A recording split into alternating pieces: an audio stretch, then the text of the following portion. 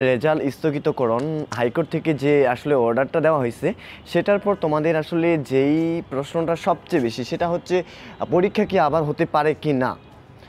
আমার মতে পরীক্ষাটা আবার নেওয়াটাই ভালো হবে, কারণ এখানে যদি তোমাদের আসলে আগের যে পরীক্ষা ছিল সেটার উপর বেস করে রেজাল্টটা দিত, সেখানে কিন্তু তোমরা আসলে ন্যায় বিচার পাওয়ার সম্ভাবনাটা খুব একটা বেশি ছিল না। কারণ ওই জায়গায় 7টা যে প্রশ্নের উল্টাপাল্টা ছিল, মানে সিরিয়াল নাম্বারের যে উল্টাপাল্টা ছিল, যেখানে ঢাকা বিশ্ববিদ্যালয়ে 1 মার্কের পার্থক্যের কারণে সিরিয়াল তোমার 100 বা 200 পিছিয়ে যেতে পারে, সেই জায়গায় 7টা এমসিকিউ, সেটা কিন্তু খুব মামুলি একটা ব্যাপার এরকমটা নয়। আর যদি তোমাদের ওইভাবে রেজাল্টটা দিয়ে দিত তখন কিন্তু অনেক স্টুডেন্ট যারা রেজাল্টটাকে মানতো না, এটা নিয়ে অনেক ঝামেলা হতো, বিভিন্ন ধরনের সমস্যা হতো, যেটা আর কি পরবর্তীতে তারা আজীবন, মানে যারা চান্স পেতো তাদের জন্য তো ভাগ্যটা ভালোই ছিল, আবার যারা চান্স পেতো না তাদের জন্য কিন্তু এটা আজীবনের একটা কষ্টের জায়গা হতো। তো আদালত যেই সিদ্ধান্তটি নিয়েছে সেটি হচ্ছে ঢাকা ইউনিভার্সিটিকে যেই বিষয়গুলো বলতে বলছে সেগুলো তো বলছে সেটা তাদের পছন্দ হয়নি, এই জন্য তারা রেজাল্টটাকে স্থগিত করে রাখছে। তো এখন তোমাদের মনে যেই প্রশ্নটা সবচেয়ে বেশি যে ভাইয়া এখন কি পরীক্ষা হওয়ার সম্ভাবনা আছে কি না। হ্যাঁ, পরীক্ষা হওয়ার সম্ভাবনাটা আছে, আমি বেশি দেখতেছি, কারণ পরীক্ষা হওয়ার সম্ভাবনাটাই একমাত্র সলিউশনই হচ্ছে পরীক্ষা। না হলে তো আসলে তোমাদের এখানে কেমনি মূল্যায়ন করবে।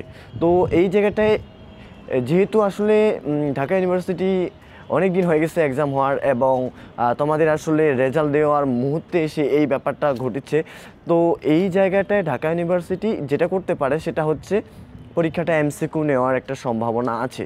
আর এমসিকিউ নেওয়ার সম্ভাবনা বেশি, কারণ এটার পিছনে আরেকটা কারণ আমি দেখতেছি, সেটা হচ্ছে তোমাদের কিন্তু রিটেন প্রশ্নে ভুল ছিল না, মানে রিটেন প্রশ্নে কিন্তু তোমাদের ওই সমস্যাটা ছিল না যেটা এমসিকিউ অংশে ছিল। সো এখানে এমসিকিউটা যদি আবার নেয় এটা নেওয়ার একটা সম্ভাবনা আছে। আর এমসিকিউ নেওয়ার আরেকটা কারণ আমি যেটা হিসেবে দেখতেছি সেটা হচ্ছে এমসিকিউ খুব ইজিলি আসলে খুব অল্প সময়ের মধ্যে তোমার খাতাগুলা দেখে তোমার রেজাল্টটা দিয়ে দেওয়া সম্ভব। বাট রিটেন যদি নেয় সেটার ক্ষেত্রে কিন্তু খাতা কাটতে মোটামুটি ভালোই টাইম লাগবে। তো এখানে রিটেন নিলেও কোনো সমস্যা নেই, এমসিকিউ নিলেও কোনো সমস্যা নেই। এখানে যেই ব্যাপারটা হয়েছে সেটা হচ্ছে তোমরা এখন বুঝতেছো না তোমাদের কি করা উচিত। তোমরা আসলে এখন যদি অনেক স্টুডেন্ট চাচ্ছ যে আবার এক্সাম হোক, আবার অনেক স্টুডেন্ট চাচ্ছ যে আবার এক্সাম যেন না হয়। এখানে দেখো দুইজনের কথাই ঠিক আছে, বাট এখানে যদি ঢাকা ইউনিভার্সিটি তো সবার আসলে স্বপ্নের জায়গা, এখানে আসলে সবাই পড়তে চায়, বিশেষ করে ব্যবসা শাখার শিক্ষার্থীদের জন্য এটা তো অন্যরকম একটা জায়গা। সো এখানে যদি আসলে তোমার আগের রেজাল্টের উপর বেস করে রেজাল্টটা দিত তখন কিন্তু এখানে একটা, মানে ধরো সাপোজ তোমার এক্সাম ভালো হয়েছে, তোমার চান্স না হতে পারতো, কারণ ওই যে 7টা এমসিকিউ বা যেই এমসিকিউগুলোতে আসলে উল্টাপাল্টা ছিল, যে জায়গাটা 1 মার্কের পার্থক্য অনেক বেশি, সেই জায়গায় এতগুলা নাম্বারের যে পার্থক্য সেটা কিন্তু আনজাস্টিস হয়ে যেত। তো এটার কারণে অনেকেই খারাপ পরীক্ষা দিয়ে, যদি সাপোজ ওই প্রশ্নগুলোর মার্ক সবাইকে দিয়ে দিত, খারাপ পরীক্ষা দিয়েও তার চান্স হওয়ার একটা সম্ভাবনা ছিল। আর এখন একটাই হতে পারে, সেটা হতে পারে পরীক্ষা নেওয়ার একটা সম্ভাবনা আছে, যেহেতু ওই জায়গাটায় আসলে আদালত থেকে স্থগিত করে রাখছে, এবং এটার জন্য ঢাকা ইউনিভার্সিটিও চাইবে না খুব একটা গ্যাপ করতে, কারণ আদার্স যে ইউনিটগুলো আছে তাদের রেজাল্ট খুব শীঘ্রই, যেমন মানবিকের যে রেজাল্ট সেটা কিন্তু দিয়ে দিছে। তো মানে যেটা হচ্ছে খ ইউনিটের ছিল, আর এই ইউনিটের রেজাল্টও খুব শীঘ্রই দিয়ে দিবে বলছে, ঈদের আগেই দেওয়ার সম্ভাবনা আছে। আর সি ইউনিটেড এরাও চাইবে না খুব একটা গ্যাপ রাখতে।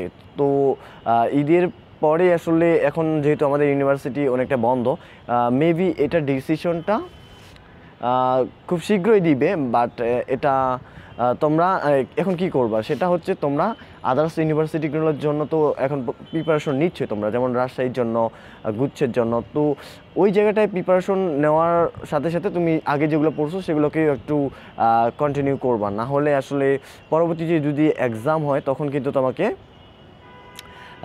সমস্যায় পড়তে হতে পারে। সো পড়ালেখাটাকে ভালোভাবে চালিয়ে যাও। আর আপাতত ঢাকা ইউনিভার্সিটির ব্যাপারটা নিয়ে অতটা মাথা ঘামিও না। যখন আসলে সিদ্ধান্ত দিবে সেটা সকলের জন্যই সমান। তোমাকে পরীক্ষা দিতে হলে সবাইকেই পরীক্ষা দিতে হবে, এরকম একটা ব্যাপার। তুমি যে একাই পরীক্ষাটা দিবে এরকমটা না। আর পরীক্ষা নেওয়ার সম্ভাবনাটা বেশি, আর পরীক্ষা নিলেই আমার কাছে মনে হয় যে এটাই ভালো হবে। না হলে আসলে পরবর্তীতে এটা নিয়ে বিভিন্ন ধরনের সমস্যা বা বিভিন্ন ধরনের কথা শোনা যাবে, যেটা অনেক স্টুডেন্ট এটার জন্য দুঃখের কারণও হতে পারে, অনেকের জন্য এটা সুখের কারণও হতে পারে। সো সব কিছু বিবেচনা করে পরীক্ষা নেওয়াটাই বেটার এবং পরীক্ষা নেওয়ার সম্ভাবনাটা বেশি দেখতেছি। তো এটাই ছিল। Good bye.